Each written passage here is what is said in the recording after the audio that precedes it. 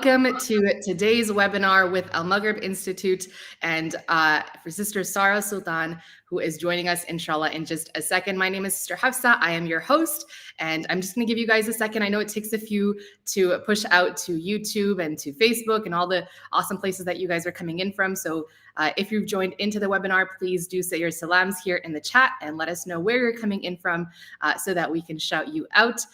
It's been a minute since we've done a proper webinar, alhamdulillah. So I hope that you guys are looking forward, inshallah, of course, to today's topic.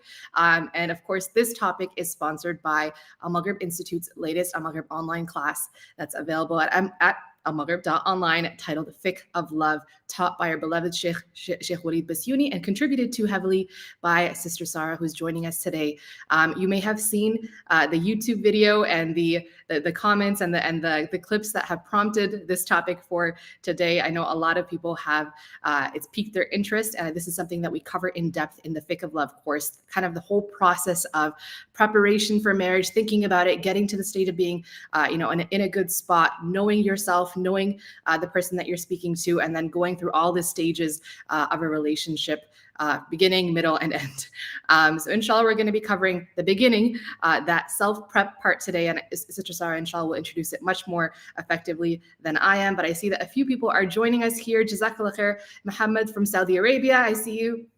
I see Adam from Dondra. Is that a city or a country? Because I feel like I have to brush up on my geography then. I see Bin Isman, mashallah, very consistent brother coming in from Nigeria. We've got, let's see who else we have. We have names, but we don't have places. So please do let us know where you're coming in from. And jazakumullah khair for being with us. We love connecting with all of you live when we can online. And for those who are coming in the recording, jazakallah khair for catching it when you could and for being with us for today's webinar. We're excited to cover this topic. I know Sister Sarah has some really, really beneficial content coming up, inshallah, and then you guys will get an opportunity to ask her some questions through the chat at the end of the session. So save your questions. They may be answered throughout the session itself, and they will definitely be answered in depth in the course that has prompted this topic. Once again, Fiqh of Love, the in-depth study, inshallah, taught at Al Maghrib Institute at almaghrib.online. For those who are not familiar with this, with Sister Sarah, I'll do a quick little intro so that you guys can familiarize yourself. At the end of this session, I know you're going to have so many questions about where to learn more from her and where to find out more about her, inshallah. So Sister Sarah is a licensed professional counselor, and her goal is to empower her clients through achieving healthier, more fulfilling lives and relationships while connecting them with Allah throughout that process. She's obtained a master's degree in mental health counseling, and she's practiced therapy for over 10 years. She's also an instructor with Mishkat University, and she's a huge contributor here at Al Maghrib Institute, and she's a fellow at Yaqeen Institute. So mashallah, she spreads herself thin, but she makes herself constantly available in the service of the Muslim community. Alhamdulillah, we're honored to have her co-teaching this class with Sheikh Walid and teaching us today for the topic, Are You Ready for Marriage? Sister Sarah Sultan, Assalamu alaikum wa rahmatullah. How are you doing today? Wa alaikum assalam wa rahmatullahi wa barakatuh. I'm doing well, alhamdulillah. Happy to be here with all of you. Alhamdulillah, we're so happy to have you and to dive into today's topic, because I think that's something that people have a lot of anxiety about nowadays, or alhamdulillah, I think people are thinking more about, am I prepared? Am I in the right space? Can I be a good spouse?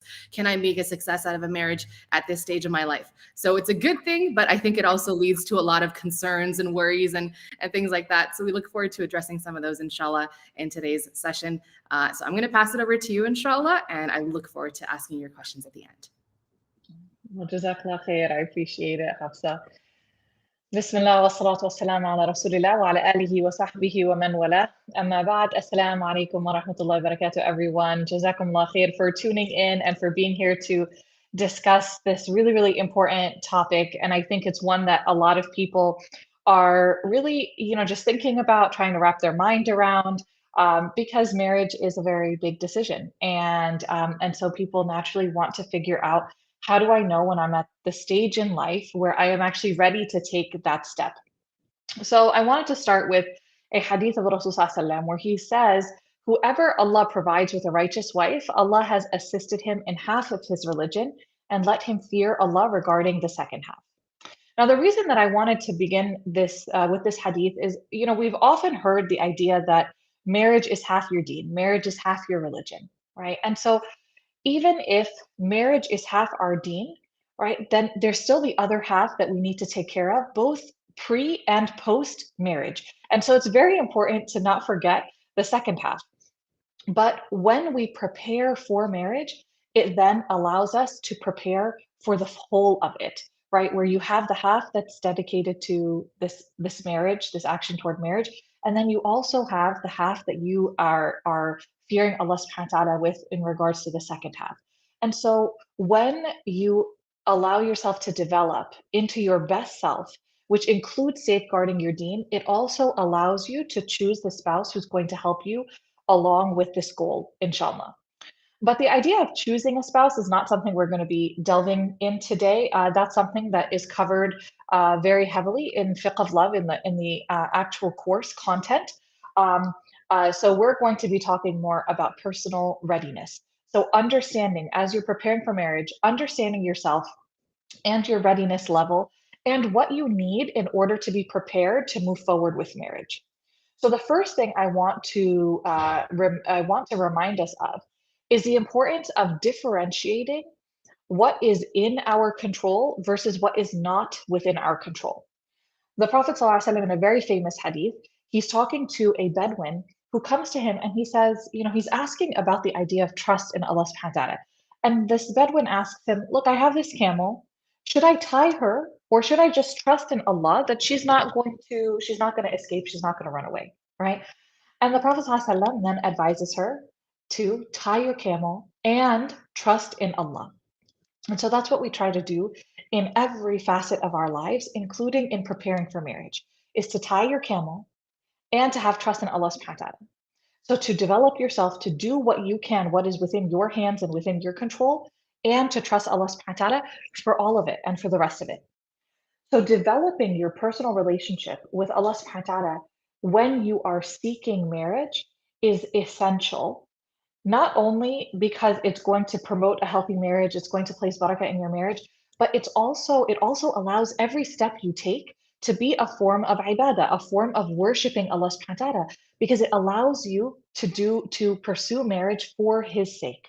So that every single step along the way, as you're developing yourself, as you're exploring people, as you are thinking about marriage, now becomes a source of getting good deeds, inshallah. And that's the hope. When we are talking about the idea of focusing on what's in our control and tying our camel, one of the things to realize is what is not within your control, right? And realizing that calling on Allah subhanahu wa ta'ala for support throughout the process is so essential because it can be a really intimidating process. It can be very anxiety provoking. There is so much uncertainty and there are so many unknown factors that we have to figure out. And Allah subhanahu wa ta'ala reminds us in Surah Al-Baqarah, He says, Inni a'lamu ma la ta'lamun, that I know what you do not know, right? Like Allah subhanahu wa ta'ala knows everything. He knows every circumstance. He knows what would happen if you married this particular person at this particular time, what would have happened if you had married somebody else. He knows every single facet of what could possibly happen to us and what will inevitably happen to us.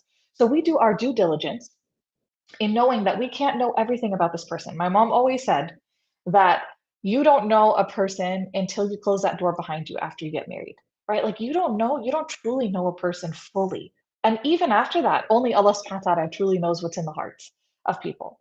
So this is an ability that Allah subhanahu wa ta'ala is the only one who has it. He is Al-Alim. He is the all-knowing. That's not our responsibility.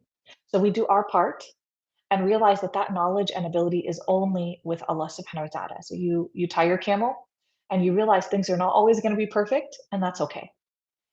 And so, that's the idea of praying istikhara, asking for advice, getting to know the person in a halal way, talking to family, having your family interact with this person, right? So all of these different things. So I wanted to just mention that because I think it's an important piece in navigating some of the natural anxiety that comes with the marriage process and getting to know somebody for the sake of marriage. But what I really wanted to focus in on today is the tie your camel portion. The tie your camel portion of becoming the right spouse. We are so focused on finding the right spouse that we often ignore becoming the right spouse.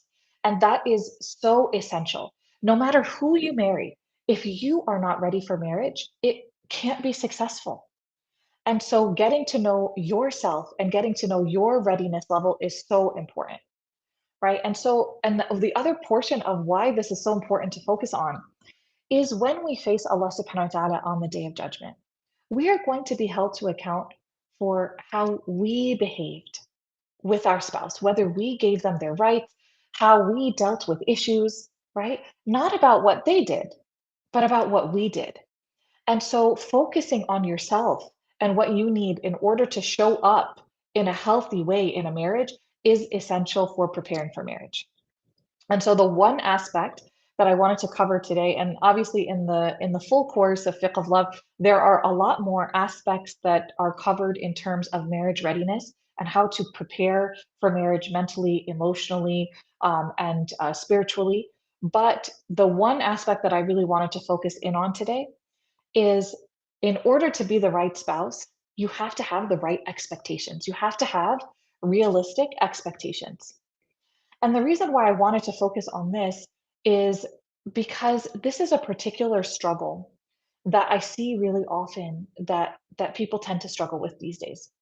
It's the expectation that who you marry needs to fulfill every single criteria, and one wrong move, one wrong thing that they say and this person gets canceled. This person is just no longer a good fit, right? So one flaw is viewed as the end all be all.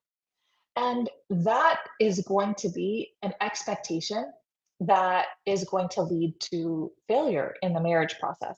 You can't, if you're expecting perfection, you're never going to find yourself ready to get married because you're looking to marry a human being, and human beings are naturally imperfect. Like for example, these days, one of the issues that tends to arise, like in for men, if they have negative misconceptions about women, right? If there's a negative misconception that all women are overly emotional, right? Then when they're getting to know somebody for marriage, they're going to look for evidence to pinpoint that bias.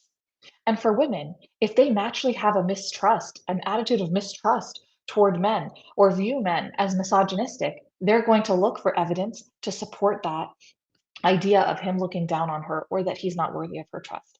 So assessing your biases and your expectations is going to be really, really essential. And it takes a level of self awareness in order to be able to do this. And so, this understanding of what your expectations are, and then also to understand where do unrealistic expectations stem from.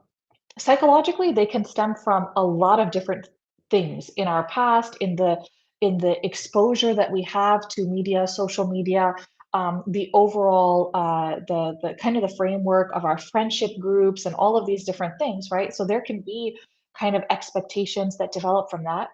But one of the main sources of unrealistic expectations is shaitan. And it's a trap of shaitan where he fools us into thinking that nothing is good enough other than an unreachable standard. So when you see the way that he convinced the Prophet Adam alayhi salam and his wife to eat from a tree that Allah subhanahu wa ta'ala forbade them from, he told them, your Lord has forbidden this tree to you only to prevent you from becoming angels or immortals. And he swore to them, I am truly your sincere advisor. So we learn a couple of things from this example. The first is be careful who you take your advice from, right? Because they're going to change the way that you think about things. And oftentimes, if it's not coming from a healthy place, it's going to change your thought process for the worst. It's going to result in unrealistic expectations. And then also look at the way that he convinced the Prophet Adam alayhi salam is he convinced him by encouraging the one thing that he would want, which would be an eternal ability to worship Allah subhanahu wa ta'ala in perfection, right? In the way that angels are able to worship Allah subhanahu wa ta'ala that humans are not. And so this leading to this idea of unrealistic expectations as a trap of shaitan, right? That he tries to convince us that if you can't obtain perfection, then it's not even worth trying. And when we have these expectations that are impossible for ourselves or impossible for other people, you end up that you just stop striving for what's possible.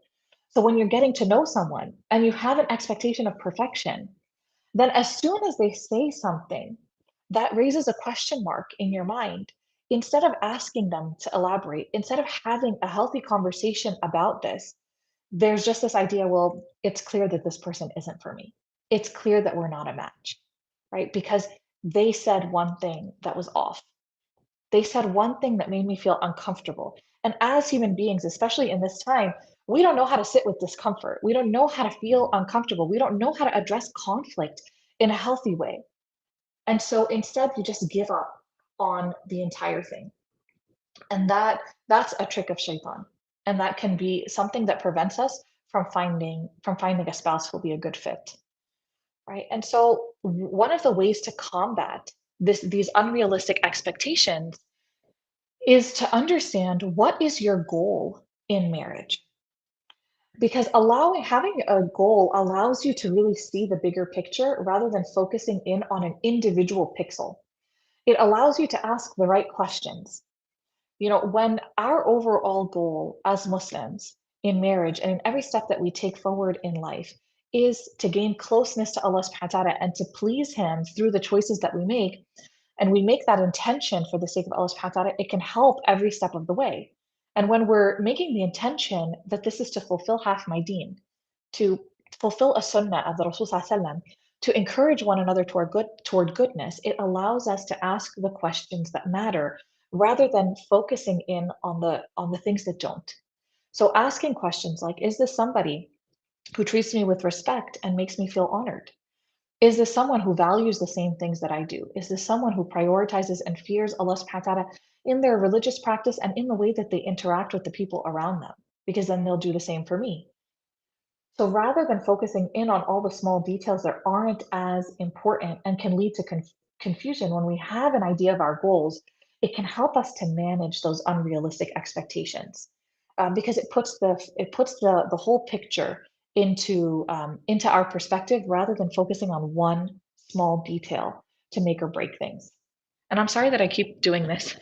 I'm wearing my AirPods so that the noise of my kids doesn't come into the into the background. But the size, I haven't been able to change the size of them, and they're too big, and they keep getting misplaced. I keep sticking them back in. So if you're wondering why I keep doing this, then you know what's going on. And Hafsa just messaged me that the struggle is real. It absolutely is, and the hijab makes it like move on top of it. So just so you guys understand what's going on. Um, okay, so now I want to delve into some particular misconceptions that people have about marriage that can lead to unrealistic expectations so that we can address some of these misconceptions, inshallah. The first misconception, and a really big one, is if I get married, then I'll be happy. And this is a huge misconception, and this is a misconception that we have about all of our future goals, right? Like if I once I get this job, once I graduate, once I get a promotion, once I lose this weight, I will be happy. And that is such a huge misconception because happiness has very little to do with our circumstances, and it has a lot more to do with our mindset. Happiness has very little to do with what's happening externally, and it has a lot more to do with what is happening internally.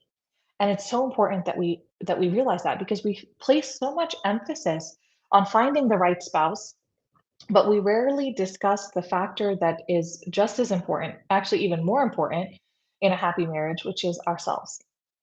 So choosing the right person is not going to be sufficient to produce a healthy marriage because you also have to be the right person for your spouse and your marriage. You have to possess certain traits that are essential to make any relationship work. You have to be trustworthy.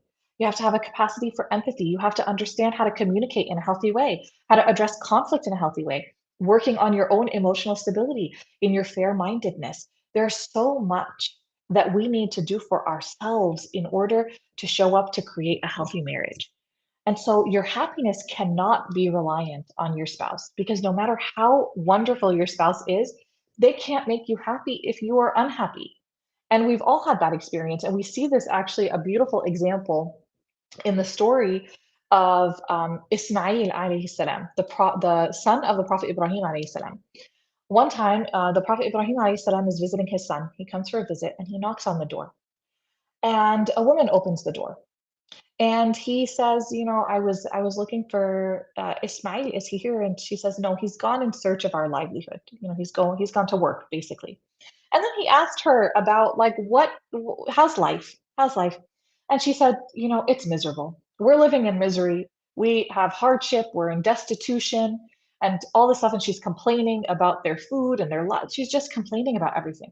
And so Ibrahim alayhi salam come then tells her, when your husband returns, send my salams to him and tell him to change the threshold of his gate or his house. And so when Ismail alayhi salam comes back, he asks, did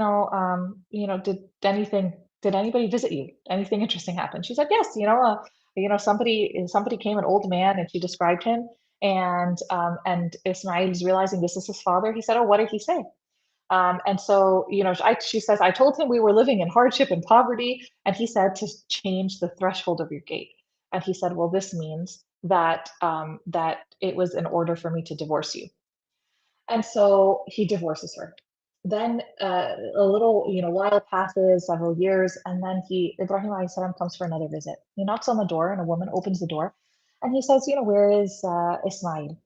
And she says, he's gone to look for our sustenance, our livelihood. He's working. And he asks, how's life? How's everything going? She said, Alhamdulillah. We're prosperous, we're well off, we are well fed, we have food, we have drink, we're happy, right? We're doing well. And so then he says, when Ismail alayhi salam comes back, convey my salams, convey my salutations, and tell him to keep firm the threshold of the gate. So when Ismail alayhi salam comes back, he asks somebody to visit you. She shares it and everything. He said, this was my father, and he told me to keep you by my side. Why I wanted to delve into this story is to show you that for these two women, their circumstances were the same. They're married to the same person, right? Their livelihood is the same. What they had was the same.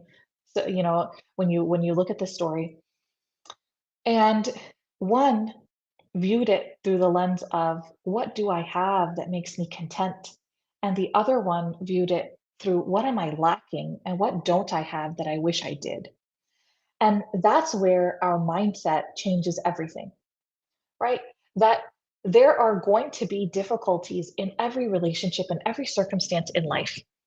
And if we look at what we have, then we look at it through a lens of contentment and gratitude, and life just looks better, and marriage looks better, and the person you're married to looks better.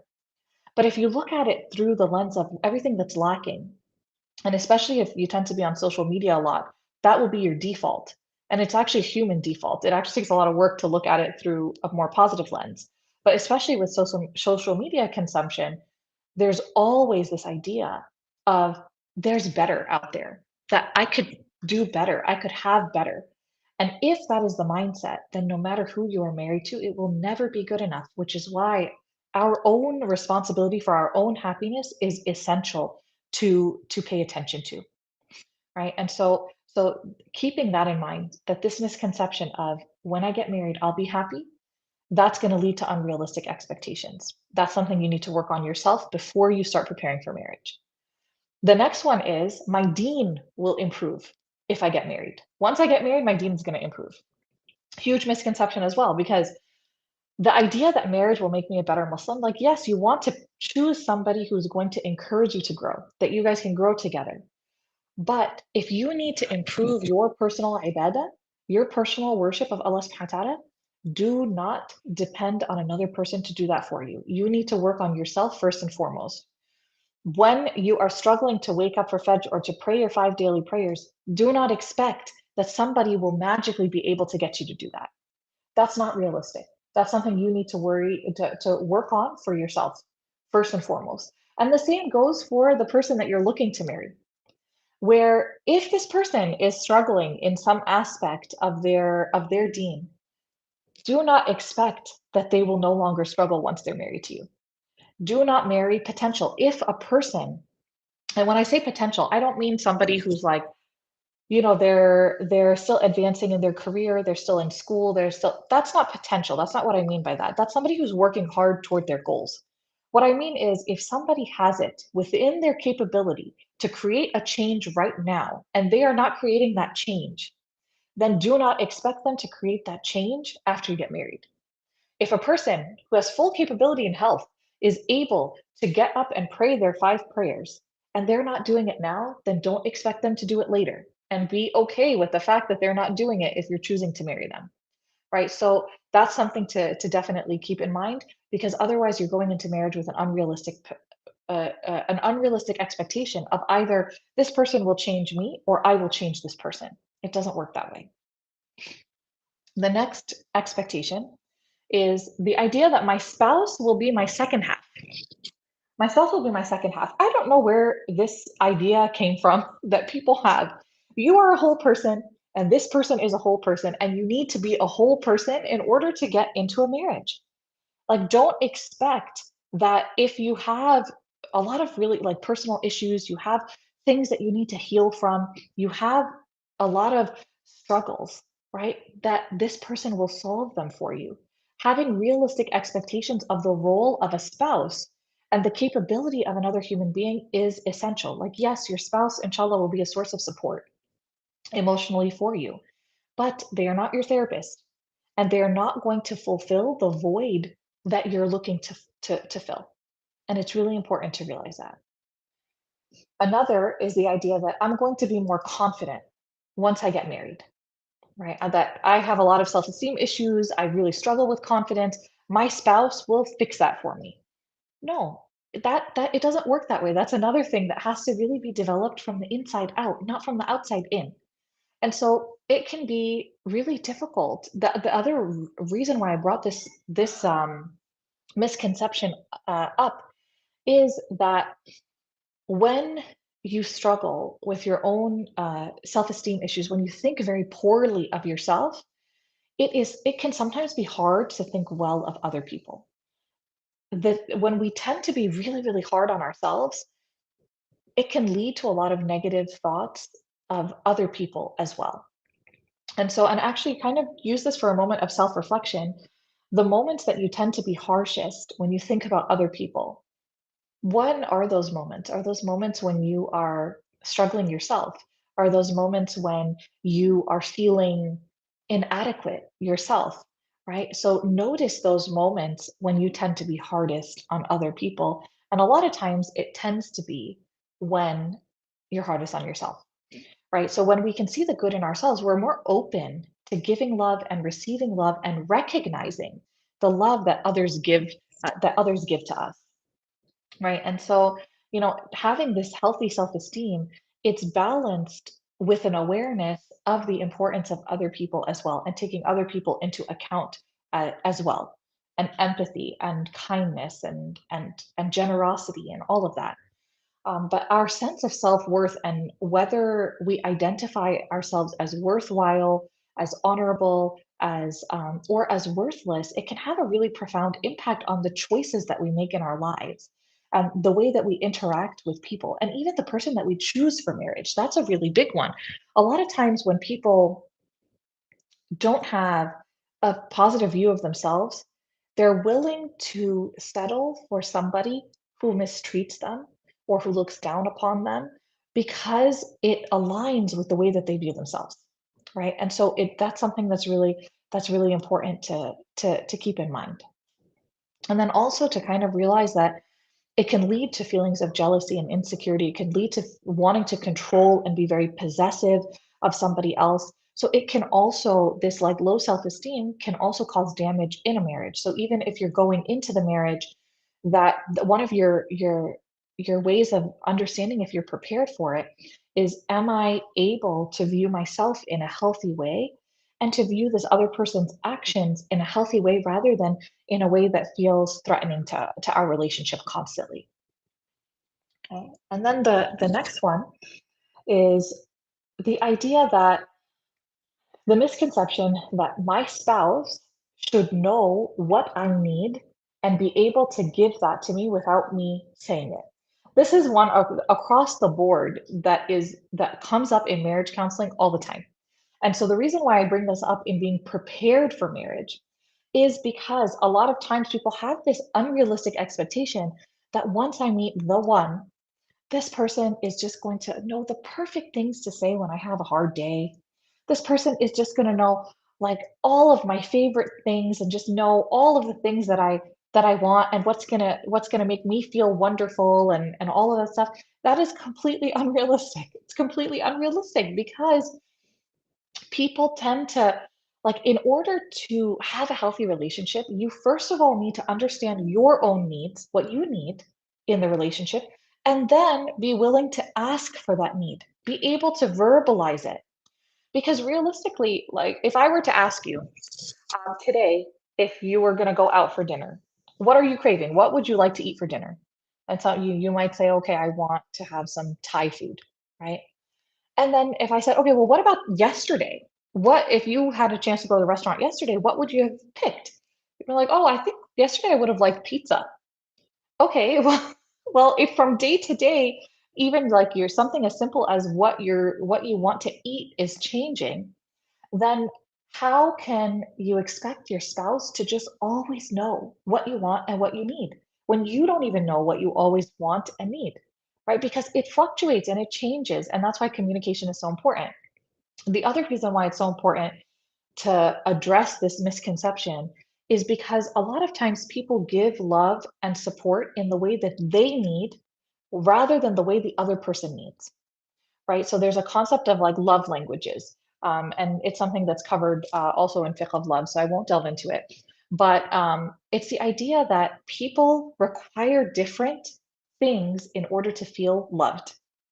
And so if you're somebody who wants to hear like what this person thinks of you, and that's the way that you feel connected to them, that's something that they need to know. That's something they need to know. And if you're somebody who, when you receive small gifts, small gestures of a gift, that's a way that you feel connected, then your spouse needs to know that.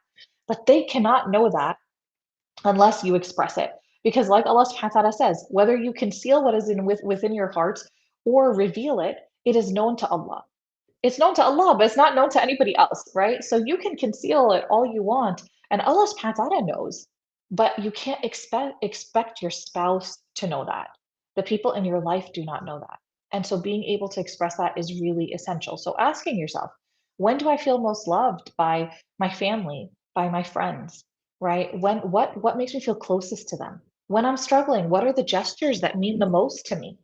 What do I wish that someone would do when I'm having a hard day, right? And be able to express these things rather than just imagine that this person is just going to know the perfect response all the time.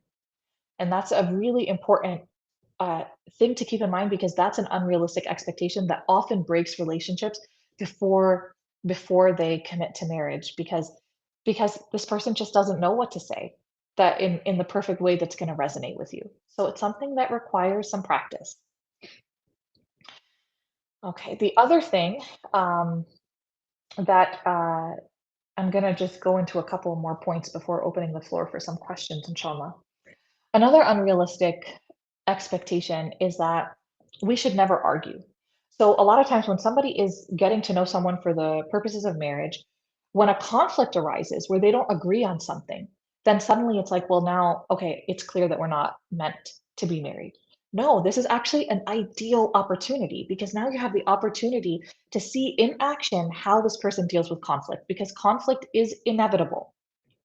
And research shows that when people are actually able to repair negative interactions during an argument, then they're able to strengthen their marriage. It can actually bring people closer together because you get to know a lot more about a person based on how they deal with conflict and based on the things that are important to them that bring up conflict. So having these conversations with a potential spouse about how to manage conflict, and I go into that a lot more as well as conflict resolution techniques in the Fiqh of Love course, because I really think it's very important to practice conflict resolution techniques before marriage. So, in your relationships with your friends, in your relationship with your parents, how do you deal with difficult situations that come up? And what would be a better way? Because when you're equipped with these skills, then when you go into marriage, you have a leg up. Because like we said, conflict is inevitable. So if you learn how to deal with that, then you're set up for a much healthier relationship, inshallah. And so I wanted to just end with the idea that unrealistic expectations can really stem from a lack of self-awareness. And so one of the most important things as you're going into the idea like of looking for a spouse and striving to get married is understanding yourself and taking responsibility for yourself, holding yourself accountable for what and taking responsibility for what you're bringing into a marriage. So a question to keep in mind is what are the struggles, what are the weaknesses, what's the baggage that I am bringing into a marriage? When I'm getting ready to look for somebody to marry, what am I bringing into the relationship that could be difficult to navigate, right? And take a moment and think about that. And if your answer is nothing, I'm great. Like I'm great. Like there's nothing I'm going to be contributing into this relationship that could be problematic. Anybody who marries me is going to be lucky, right? Yes, in some ways I'm sure mashallah, you're probably going to make somebody a very happy spouse one day, inshallah, but if your answer is there's nothing I'm bringing into this marriage that could be problematic, then you're probably not ready to get married because self-awareness is key. Every single person, whether you came from a great home, whether you didn't, whether you've had an easy life, whether you've had a hard life, whether no matter what you have been through, every single person has struggles that affect their relationships with other people. And every single person has something that they're bringing to the table that could lead to some difficulty in the marriage. Look at the example of Salama. When the Rasul Sallallahu Prophet Muhammad Sallallahu he came to her, asked for her hand in marriage, and she was a little nervous, and she said, "O Messenger of Allah, I am a woman who is extremely jealous, and I'm afraid that you'll see in me something that will anger you and cause Allah to punish me. I'm a woman who's already advanced in age, and I'm a woman who has a young family." Look at that self-awareness. She's like, here are three things that could potentially be something that comes up in our relationship. Here's like I struggle with jealousy, right? And the fact that she exhibited this self-awareness, I think is so beautiful and profound. And just like look at that level of maturity, right? And so Umar ibn Khattab, radiallahu anh, he told us to hold yourselves to account before you are held to account. Hold yourselves accountable before you're held accountable, and evaluate yourselves before you're evaluated. And this is talking about the day of judgment, right? And obviously in the most important way, self-awareness and accountability is for your akhirah, is for your hereafter. But it's also for your dunya and the way it's going to affect your hereafter.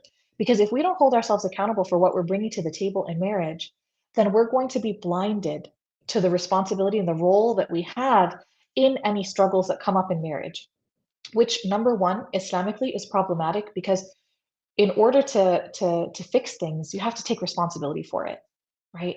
And so if you're doing something to hurt another person and you're not recognizing it, you can't fix it. And that's problematic in the broader framework of our Islamic development and our hereafter. And then also, you have no opportunity to create change and to address conflict in your marriage if you don't hold yourself to account. If you're not willing to say, okay, I could have dealt with that better. Here's the issue. Here's what ended up happening. And here's what I need to do to create that change, right? Because marriage is a system. It takes both people to create a healthy relationship. Asking yourself, how am I influencing this situation is so important to hold ourselves to account and to take responsibility. So those are some of the misconceptions and some of the unrealistic expectations that can come up in the marriage search process, and some things to reflect on whether there's some development or work that needs to be done as you're trying to prepare yourself for marriage. And I ask Allah subhanahu wa ta'ala to grant you all the best spouses and marriages that are just filled with peace and blessings, love, and closeness to Allah subhanahu wa ta'ala. Allahumma ameen. Jazakumullah khairan. Ameen ya Rabbil Alameen. Jazakumullah khair. SubhanAllah.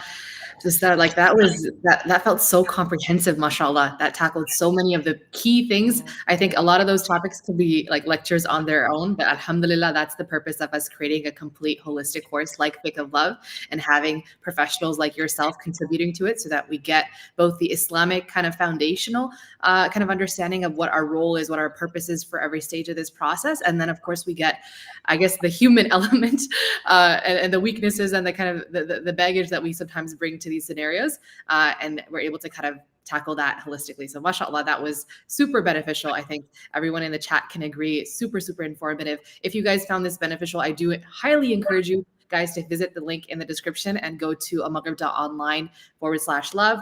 And that's where you can find the full course. And this is just a taste of the discussions that we're going to be having there. Just out of curiosity, I'm not sure if you mentioned it, Sister Sarah. Do you recommend someone schedule like a therapy session and kind of if they feel like they're having some challenges or they feel like this issue keeps coming up again and again for them, or certain issues keep being highlighted when they're searching for people or they're having conversations? Do you recommend therapy for people, or is that overkill? No, yeah, I think that, one of the ideas in therapy and in the field of psychology is the idea that what you resist persists. So if you are noticing that there is a problem that continues to come up and a certain pattern that repeats itself again and again, when you ignore it, that pattern will inevitably continue to happen. And so one of the ways to break that pattern, if you can't break it on your own, or if you, I would encourage you to talk to people who know you really well and to say, hey, I noticed this is happening. How do you think I'm contributing to it? Like I noticed that whenever things are working really well in, like as I'm talking to somebody for marriage, I don't know what happens. And it just like falls apart. Right. So talk to somebody who knows you really well and see maybe they can help you to identify what might be happening in there. How might your choices be contributing to that? But a lot of times it helps to have a therapist who's like somebody who's just objective and who's trained in that to be able to help you piece it together and to help kind of call it out and help you to break that pattern. So yeah, it can definitely be helpful if needed. Jazakallah khair. That really helps. For anyone else who has questions on today's topic, the topic is, are you ready for marriage? Please feel free to drop them into the chats here on YouTube and Facebook, inshallah, and we'll do our best to take them before the session ends. Whichever comes in time, inshallah. We only have about 13 or so minutes, so we'll do as many as we can in that time frame. In the meantime, Usada, what would you say is a red flag or is a sign that someone who is, I guess, initiating the conversation or someone that you're speaking to is definitely not ready to start this process, and something that you should actually heed, that you're not being overly anxious or overly critical about? Yeah, great question, mashallah. So there's so many, there are actually a lot of red flags to go into. Sure. It's actually something that's covered in the course. But I just want to mention, I'm going to mention one that I think is, I'll mention two. One is the, like, we talked about the importance of self-awareness. If this person is exhibiting a lack of self-awareness, that's a big red flag. So, you asking, so what struggles do you think, like, based on your past experience or things like that, what are some things that are a little bit anxiety provoking for you about the idea of getting married? What are some things you're worried are going to show up in marriage? If they don't have an answer, and give it some time, like let them think about it and reflect on it. But if they don't have an answer and they keep insisting, like, no, there's nothing and everything, that's either a sign of lack of maturity or lack of self-awareness. I would be a little bit aware of that, right?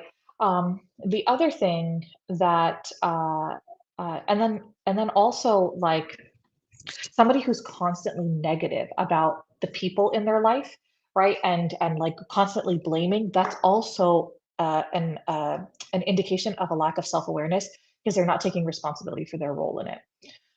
The other thing that I would say is a red flag to watch out for, if I'm just mentioning two, is not committing. That's a big one these days. Like this is a huge thing that I've been noticing too. Is a lot of times people just won't commit to taking this conversation in a serious way toward marriage, right? They either won't. Anybody who's saying no, I'm not ready to talk to your parents. Um, for the sisters out there, or for brothers, if a sister's saying, no, you can't talk to my parents, or if it's clear, like, okay, hey, like, we've been talking, like, the families have gotten involved and everything, and this person's not willing to set a date, and they keep, like, coming up with excuses and everything, that lack of ability to commit is going to be a red flag also. Definitely. I don't know if you can see my picture when you're on the screen. I was like nodding so my head was gonna fall off. But no, it's subhanAllah. I don't know if this is because of the culture that we're in, that we're surrounded by like a lack of commitment in general relationships, at least those of us in the West. I don't know if we're like that's leaching into ours, or it's that anxiety that people have of making the wrong mistake and these rising divorce rates. Like these are all conversations and things that we tackle in the class, but it's really interesting how much that's affecting, and both genders, brothers and sisters. People are just too scared to move things forward. So I'm really glad. Absolutely. And I think it's a combination of both. I think you bring up a really good point, because I think also, like, one of the things that's really unique about our time now in the way that people are finding spouses is through these apps. And while Yeah. that can be a great asset, it also is really hard. And there's Mhm. always this idea of, what if there's somebody else out there who's better than this person I'm talking to? What if this is That not my one, soulmate? oh yeah, like that will always, it's like the hadith of Rasulullah SAW, where he says that if the son of Adam were to be given a valley filled with gold, he would want a second, right? Yeah. Pay attention to the valley of gold you're talking to. Like, don't look for another one, right? Like, it's so important to focus on the person that you're speaking with, rather than always thinking, well, what if this, like, little 10% that I'm lacking in this relationship could be found somewhere else? You Yeah. might find that 10%, but you lost 90. So is it Yeah. worth it? Right. Yeah. So that's, I think, like, you're right. Our culture is just very damaging when it comes to that. Mhm. We were not built, I don't think we were built this way, to have so many options at our fingertips. Like, I feel like it messes up this organic kind of process of getting to know somebody and trusting and building that thing. It's when there's so much option, it's impossible to have that same. And it's rare. Like, I'm, mashallah, very proud of, or very, I applaud those who go through that process and who see it through, because it's difficult nowadays. But sorry, I got excited by this conversation. Shiny object syndrome, somebody else said in the chat. Not good point. So I know there's quite a few questions coming in. I'm going to try to scroll up to the first one that I saw, which is really good. Someone was asking, Rakia was asking, in the world that we live in now, it seems like we all have issues. Which issues are adjustable with your partner, and which ones should we try not to adjust with? That's a great question, It is. mashallah. So, which issues, basically what you're asking are, like, which issues are potentially changeable or manageable, and which ones aren't. And you know what? There's no easy answer to that question, because it really differs person to person, because it differs based on what you personally value the most, right? So, for example, there are certain issues in marriage counseling that are called, like, perpetual issues, or I can't remember the exact term that's used in the research. Um, but basically, these are issues that just are part and parcel of the relationship that you have with this person, and they're never going to go away. So, for example, if you marry somebody who is messy, but you are somebody who's very neat, that is an issue that's just never going to go away. And the trick is, I have to figure out, how do I navigate that so that it doesn't become a constant struggle in my marriage, right? And so the way that you kind of figure this out is this something I could live with? Is this something that, like, okay, I can deal with the fact that this person is really messy because they bring so much else to the table. And I want what they bring to the table, so I'm willing to take this, right? That's the kind of thing to ask yourself about. Like, I remember when I first got engaged, my then supervisor, my old boss, the first question she asked me was, "What's the most annoying thing about him?"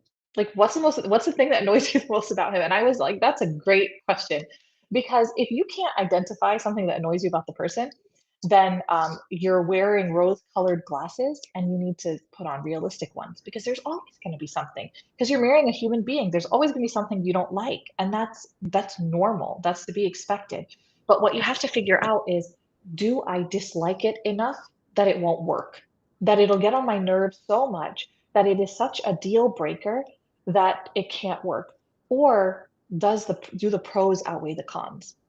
So if you know, for example, like the example I brought up before of prayer, if you know that your faith is really, really important to you, and abiding by the pillars of Islam and the commands of Allah subhanahu wa ta'ala is very, very important to you, then marrying somebody who does not consistently pray, that is going to be an ongoing issue in your relationship because, like we said, you can't expect a person to change. Inshallah, they will, but you can't expect that. And so, if this never changes, are you okay with it? That's the question to kind of just ask yourself. For all the things that you notice in this person, if this never changes, can I live with it? Can I still be happy? Can I still be content? And if you can answer yes to those things, then inshallah, this person could potentially be a good fit. Inshallah.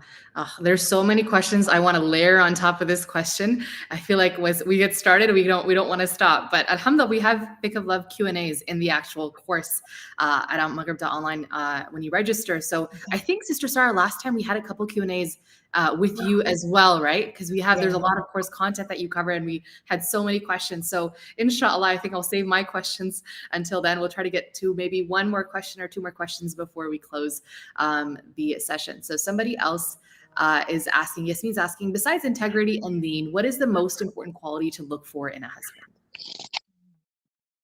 So again, that's one that it really depends person to person based on what you personally prioritize.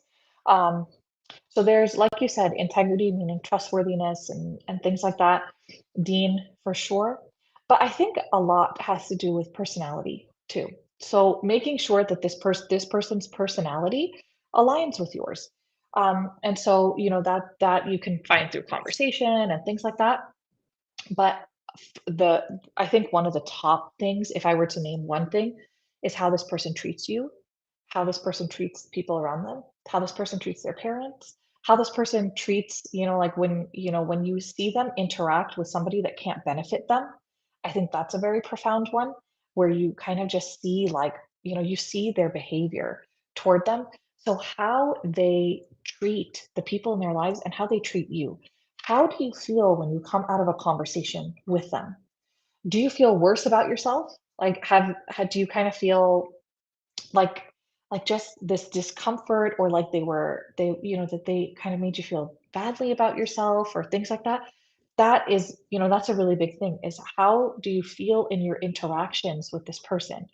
So I think, yeah, the top two I would say is that and the personality bit. So see if, you're compatible in terms of your personality, in terms of your priorities, in terms of kind of your goals and the way that you want to live your lives. That's a very big question. Again, one that is delved into in a lot more depth in the course, inshallah. I know we keep referencing the course, but we have to just because there's like God knows how many like dozens of hours of content there, and that will do justice to these topics in a way that you can't in this short. Exactly, it's so hard because everybody needs something like different, and obviously, and even the course has a lot of great content, mashallah, but it's also like even in hours and hours of content, you can't address everything for everyone. That's why there's Q&As. That's why people have so many scenarios that come up that's not even covered. Yeah, exactly. Marriage is it's such a holistic issue. It impacts us in so many different ways, and so to be able to kind of address like individually, it's like I think about it how when people used to come to Rasul Sallallahu Alaihi Wasallam for advice, and they said, give me advice. And he would give, like, every person who came, he gave different advice to because everybody needs something different, right? And so when you guys are asking a question of like, what's the top trait, you would look for, I was like, well, what I would look for is going to be different than what you need to look for, right? So it's hard to, yeah. I think, but that you start to understand yourself better as you're going through this process. And I'm glad that people are concerned enough and they care enough to try to figure out, are they ready? What do they need to do to prepare themselves? This is like, that's the best thing that you can be doing at that stage. So inshallah, this course is, no matter what stage you're in, actually, whether you're preparing, whether you're engaged, whether you're married, whether your nikah is tomorrow, whatever it is, whether you're going through a divorce, subhanAllah, because that's also something that we tackle, whether you're trying to get remarried after a divorce, whether you've been widowed, and subhanAllah, there's so many different dynamics. Like relationships are so complicated. This is why you want to spend a lot of time getting yourself in a healthy space and understanding yourself before you kind of go down this path. And Jazakallah khair, Sister Sarah, for making this process so much more easy to understand and simplifying some of these really confusing emotions and thoughts and feelings and things that just keep us up at night when it comes to the topic of marriage and preparing for it. I know there's a lot of really, really good questions here. I just want to ask for those who are registering for the class and you submitted a question here, please save that. There's a Q&A form that's already linked in your portal. We want to make sure we get a chance to answer them. Inshallah, we won't get to get through everything in these webinars, but hopefully we get a chance when you're inside the portal itself to do justice to them. Jazakallah khair, Sister Zahra, for being with us and for your contributions to this class. I'm so glad we're relaunching it now, especially with wedding season being in full swing and invitations coming every weekend. I think for everybody who's part of the process of a wedding and who's getting these invitations and whatnot, it's beneficial to also be able to look introspectively and be able to prepare yourself to be in that stage as well. So it's an honor to have you contribute once again to the Maghrib community. We hope to have you online, inshallah, hopefully before the course closes. If not, after we close, inshallah, inside the portal, so that we can learn and benefit more from you, inshallah. Jazakumullah khair for being with us. Assalamu alaikum wa rahmatullahi wa barakatuh. Jazakumullah khair wa alaikum assalam wa rahmatullahi wa barakatuh. That was a really fast hour, mashallah. Jazakallah khair to Sister Sarah and to all of you who were here with us for this talk, because those 60 minutes went way too fast. I will say the topic that she covered, mashallah, there's a whole module in the class Fiqh of Love, once again at maghrib.online, that's where you can register, that talks about preparing for marriage. So this was a peek into some of the topics that Sister Sarah goes into in a lot more depth. So if you benefited from it, like we've been saying, make sure that you do register for the class. It's one of the best investments that you can make. And it's really important for you to be able to have the best resources at your fingertips. Of course, Sheikh Walid Basuni, our beloved instructor, our senior instructor at Al-Maghrib Institute, is educating us, is the leader in teaching the class, but Sister Sarah's contributions have made this course something that's completely on a different level. So I do hope that you guys take some time to check it out at al-maghrib.online. Send us a message if you have any questions and register, because we go through every little thing from the first thought that you have about marriage, basically getting yourself to the right place, preparing yourself psychologically and mentally and religiously, and answering any questions that you have during those stages, and then finding somebody, going through the engagement process, getting married, and then all the different scenarios that come up when within marriage, within raising children, having issues, all that kind of stuff. So it's honestly, I'm super excited about it, if you cannot tell, and I really hope that you guys get a chance to benefit from all the great information that we have in the Fiqh of Love, and that you get to get your questions answered like we have been doing today with Sister Sarah. Jazakumullah khair for being with us for today's webinar. Look out for some new announcements and some new webinars upcoming, inshallah, for this class, and to make sure that you do join us on the other side so you get a chance to benefit from the hours and hours of information that we have and beneficial content that we have inside of the class. For now, take care, stay happy, stay healthy, stay safe, and